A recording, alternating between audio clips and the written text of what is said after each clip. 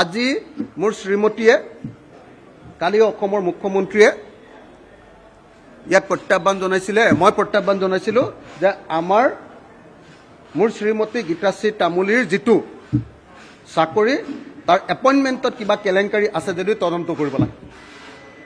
আজি কালি ৰাতি মই ঘৰত গৈ বহুত গালি খাইছোঁ, গোটেই ৰাতিয়ে টোপনি ক্ষতি। আজিও অহাত দেৰি হৈ গৈছে, আপোনালোকে নিজে দেখিছে ঘৰত বহুত ডাঙৰ কাজিয়া।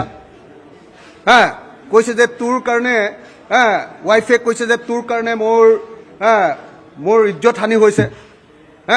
আৰু আজি মোৰ ৱাইফে প্ৰিন্সিপালৰ ওচৰত আৰু ডাইৰেক্টৰ হায়াৰ এডুকেশ্যনৰ ওচৰত ঘটনাটোৰ তদন্ত বিচাৰি আৰু তদন্ত কৰাৰ সময়খিনিত তেওঁক চাকৰিৰ পৰা আঁতৰাই ৰাখিবৰ কাৰণে আবেদন কৰিছে।